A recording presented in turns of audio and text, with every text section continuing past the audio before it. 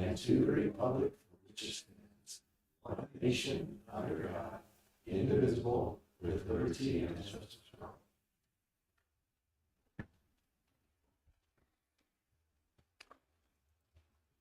All right, first on our agenda is approval of the minutes. I have no corrections. Nor do I. I'll make a motion that we approve the minutes from the January 7th commission meeting. I'll second. Okay, motion by Commissioner Martinez, second by Commissioner Jensen. All in favor? Aye. Motion passes. Second is the public hearing for input regarding the mental health and substance use disorder treatment needs in Carbon County. Melissa Huntington, Executive Director for Four Corners Community Health, Behavioral Health. Hi, Commissioners. Thanks for your time today. I'm here to educate the citizens of Carbon County of why we do the public hearing and what it's intended for. So by statute, by Utah law, we come every year annually to the catchment areas that we serve through as the local authority in the areas that we are set to. And we allow for the public to come and give feedback about the services that we're providing on behalf of the county, and including substance abuse, mental health, also services in the jail. And so we do this every year around January, and we're just here to hear that today. Just one kind of new up and coming thing that we've done in the past year is we've really substantially increased our jail services. And so we have a full running program in the jail. It is one of the mandated services of the local authority, but we are doing it much larger than we're obligated to do. And so we wrote a grant through the state to be able to bring funds to hire more individuals to come and do a more comprehensive program for those who are serving in the jails, so they can receive treatment while they're in there. And it's gone really, really successfully. Our numbers and our data looks really great. Wonderful. Yeah. Thank you, Melissa. We sure appreciate you guys as partners. Is there any other thing you'd like to highlight about your services that you offer? No, we just are super grateful for the county's support. I know that we've expanded quite a bit in the last 5 years with both our staff and the programming that we offer, but all the programs that we've brought in have exceeded our expectations with individuals served. And so I feel like they're much needed services in the community, such as the Crisis Receiving Center, but also adding the social detox portion of that. It stays very busy all the time. It's just great, wonderful service for our community members. Could you tell the public what those two services, how that works? Yeah, absolutely. So our Crisis Receiving Center is a 24-hour facility that anyone can walk in if they're in need of services, if they're in crisis, if a family member is concerned about a loved one, if a law enforcement officer has picked someone up and feels like that would be the appropriate setting for them because they're in crisis and possibly have a mental illness, then they can just come and drop those individuals off. It's always staffed, and those individuals can stay up to 24 hours in that facility. So we will do all the assessment, assist them with whatever services are indicated, even seeing a physician within that 24-hour period, starting medications if that's indicated as well. So a lot of support. And then the social detox is in the same building on the other side. The process is the same. If anyone has a loved one who needs to be treated in that capacity, they can just also bring them in. It's a zero refusal. There's a few exceptions with violence, and it's not a lockdown facility. So there's a few things like that we have to be careful of, but we pretty much will receive anyone and serve them. The social detox side is longer than 24 hours. It could be whatever the person needs to get safely detoxed from their medications and get a plan started for getting back into the community and having a successful recovery plan. So. Wonderful. Yeah. Any other questions, commissioners? Thank you. You covered it very well. Thank you. Larry, can I bring this up for you to sign? Sure.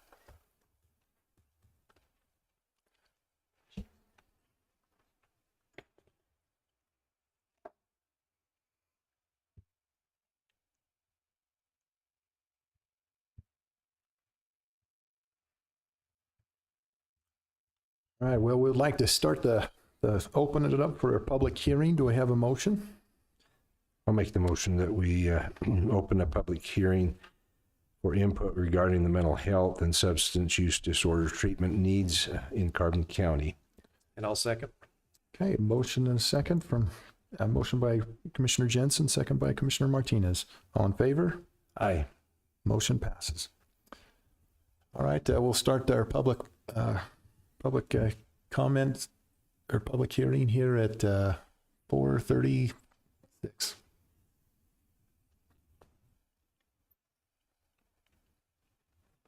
Invite him to come up. Yep, come on up and just state your name for the record and have 2 minutes. Sure. Dane Keel. I am a therapist. I worked for Four Corners for about 10 years, and so I had some amazing experiences, and they taught me a lot. We just had a situation with my daughter and a crisis situation where officers were called and had to go to the hospital. And being a therapist, I feel that if she were to be hospitalized, it would have caused her more harm. So they were skilled in their services. I felt was able to get my daughter home with a crisis plan, and I thought it went really well. It could have went a lot worse. So that's what I got. Thank you very much.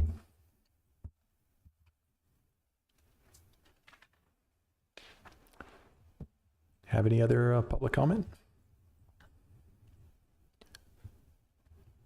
If not, we'll make a motion to close this public hearing. A motion that we close the public hearing? Motion by Commissioner Martinez. I'll second. Second. Commissioner Jensen. All in favor? Aye. Aye. All right, we'll close this public hearing at 4:38. Can I make a comment Please. here on the tail end? So each county in the state of Utah is responsible for the mental and health of all the citizens of the county. And so many years ago, the county contracted with Four Corners to provide the mental health side of the services, and Southeastern Utah Health Department provides the other side of it. And it's been a treat for me to serve on both of those boards. And the thing that really stands out in my mind is just the passion that the workers at those facilities have for the work they do. Many of them have come because of situations in their own life where they've been helped or family members have been helped, and it drives them to try to pay back. So I know it can be frustrating when, as we would think that somebody should be able to totally fix mental health issues, and that's pretty tough to do. We can stabilize and help people along. So there's times when there's folks that are critical of the services that are provided because they don't get as better as they would hope. But it's obvious that you guys do super work, and I just want to publicly thank you for what you do. Thank you. I agree. I just spent 3 days with their staff up north in a conference working on prevention. What do they say? An ounce of prevention is more than a pound of cure. And I see that as a very important component to this as well. So thank you for all you do.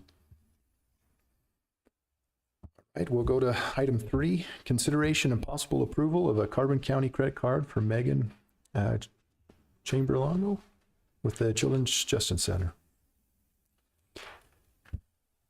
Good evening, Commissioners. How are you today? Good, how are you? Good.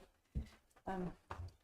Megan is employee that we are asking to see if we can have another credit card authorized, one for her.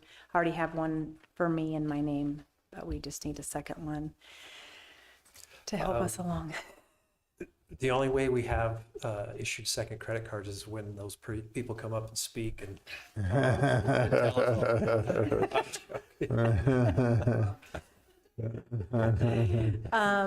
I chose Megan because she is very responsible, and it'll actually help myself out, because if I leave the city to travel up north, and I have the credit card and they need to make a purchase and they need the credit card, it becomes daunting.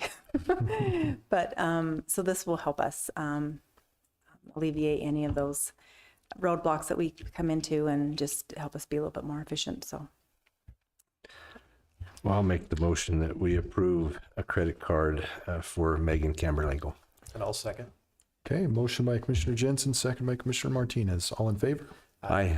Aye. Motion thank you passes. very much. Thank you. All right. Be very careful with that credit card. Yeah. Thanks so much.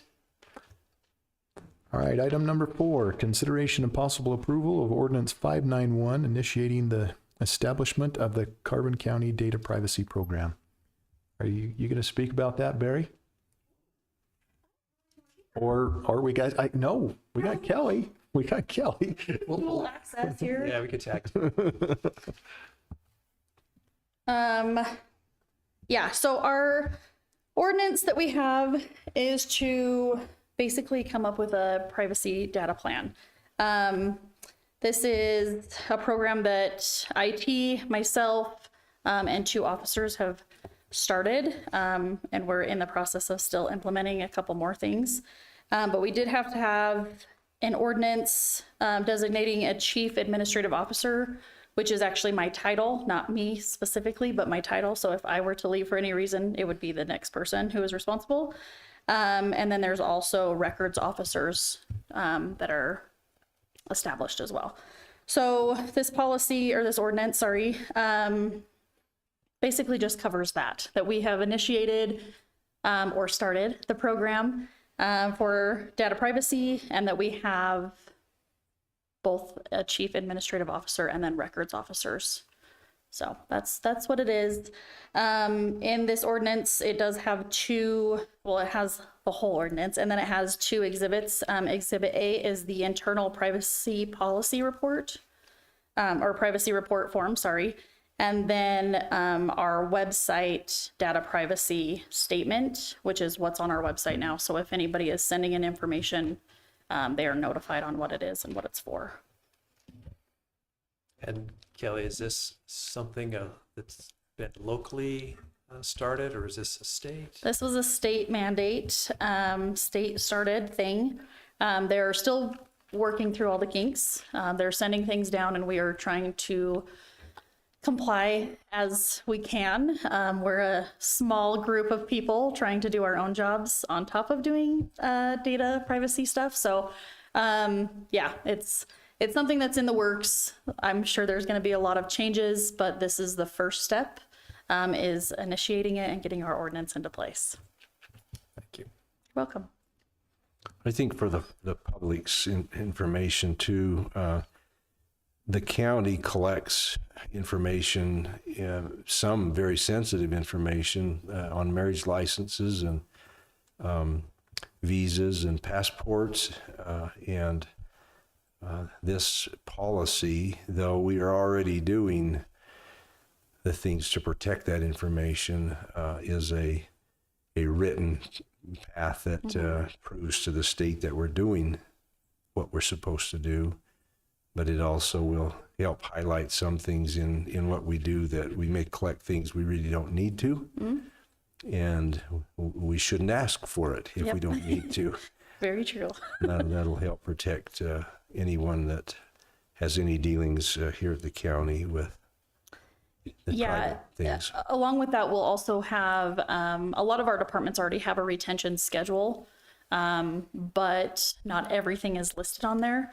So now as we start going through each department, or a process that people are going through, working with, we can come up with a retention schedule as well, as to how long we're saving it for and then how we're destroying it afterward. So, yeah, Thank you. you're welcome. Thank you. And how much, I was wondering, how much did the state provide to us to provide all this these services? 0 amounts. Okay. They provided paperwork. Sorry. I just had to say it. Another state mandated program without any funding. All right. Well, I think, is there any further discussion? I might mention we've had to hire an extra person to work on this. Yes, what we did was we hired an administrative assistant for the IT department who is also helping with the data privacy, along with myself and Tess, who is my assistant in HR. So we're just doing dual duties now, is all. Okay, We're wearing multiple hats. thank you. You're welcome. I have no other comment. I'll make a motion that we approve Ordinance 591, initiating and establishing the Carbon County Data Privacy Act. And I'll second. Great. Motion by Commissioner Martinez, second by Commissioner Jensen. All in favor? Aye. Motion passes. Thank you. Thank you. Item number 5, review and possible approval of a lease modification and renewal with Centracom for Scofield area communication sites. Barry. Commissioners, we currently have an agreement with Centracom at 2 locations in the Scofield, Pleasant Valley area. We share location with them in both Clear Creek and near the old Boy Scout camp. It's now a private land, but we still maintain a communication site there, and we share a site with them. This is an agreement with them, and what this is to do is to combine the 2 currently different agreements into one agreement, so that they're both on the same renewal schedule. It also further defines the agreements that we have in place on what we do as far as cost sharing and what we get in return for allowing them to be there. They offer us services, not to get too technical, but we actually get the TV service that we broadcast in the Valley comes through the Centracom network at those locations. And then we rebroadcast that through the free television service. So we get that service at no cost to us. In exchange, we allow them rack space in the building and some tower space. They in turn use that to offer services to the Valley. So it further benefits the citizens in that area. Barry, does that go Ford Ridge, Scofield, Clear Creek? Is that how that relays? So Ford Ridge actually falls under Emory Telecom service area. So that's through a different agreement, but Centracom covers the Scofield and the Clear Creek areas.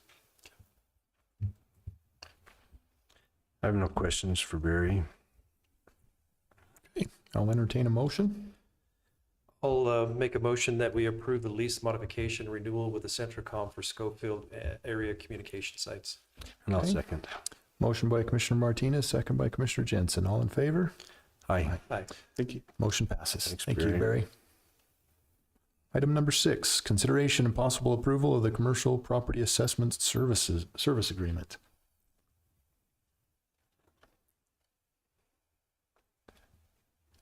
Amy and Kevin. Good evening, Commissioners. Amy Schmidt-Peters, Assessor. Kevin Ewell, Chief Deputy Assessor. We are coming to you this evening and request approval for the contract to be signed for commercial property assessment services. It is through UAC. Sorry, I was getting MCAT and UAC. Who is Which are the who is same UAC? entity, yes. So Utah Association of Counties. Thank you. They have put, we had a bid out in October and we didn't receive any bids for our commercial appraisal services.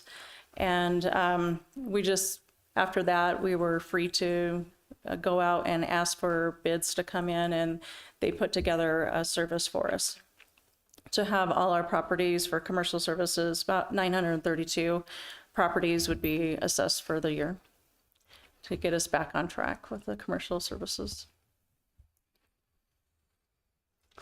I don't have any questions. Do you have any questions for us? I don't, more of a comment. It seems like we're not the only community that struggles to find good commercial appraisers. No, especially- a lot of the small counties have problems. We're actually piloting a program for UAC or impact or. Yes, I don't know. we'll just go by you. And we're just gonna go whatever, to help them put a program in place. And so we're the first guinea pig, if you will, to do that. But hope to get it put in place so that we can benefit other smaller counties as well. Yeah, absolutely. So thank you for starting this and being the guinea pig, as you say. So I know in previous years we've had services under contract, but we're only half fulfilled, not completed. So hopefully this doesn't end up that way. I don't think it will. No, we actually have some things in place to work with. Yeah. And check-ins and different things to make sure that it gets done. Right. There's benchmarks and deadlines. And they're committed for the full 932 Yes. Yes. properties. Yeah, this year they're going to do the property characteristics review for all of the price commercial properties before the tax roll. But we didn't want to rush through everything because that's a lot of work to get done in 2 months. Yeah. So they'll spend the rest of the time this year doing the rest of the parcels throughout the county for the commercial. So we're wanting to pick up any new improvements that have occurred before the tax roll as well. And then basically they're going to see a person out there, and we may even follow with that person, and they'll go to each of the price businesses, making sure buildings are measured correctly and the use of that condition and quality as well for each of those buildings or type of properties that they have on it. Are they just going over the characteristics, or are they going to help with some of the appraisals? They'll do the Or valuation both? as well. Just valuation? Yes. So we've started working on the land guide, and we'll continue to work on that with them so we can get land done correctly for the commercial properties as well. Wonderful. No questions. No questions? And I'll make the motion that we approve the commercial property assessment service agreement with Utah Association of Counties. And I'll second. Okay. Motion by Commissioner Jensen, second by Commissioner Martinez. All in favor? Aye. Great. Thank you so much. Motion passes. Thank Thank you. you. Right, item 7, ratification of agreement with Jones and DeMille Engineering for environmental work for the rock crawler trails. Maybe I can work on that unless Shani wants to. No, I'll explain it. So, the state of Utah has money they collect from our ATV registrations, motorcycle registrations. So that money, part of it is made available for grants to come back to the counties. And we have a rock crawler club in our area here that's very active.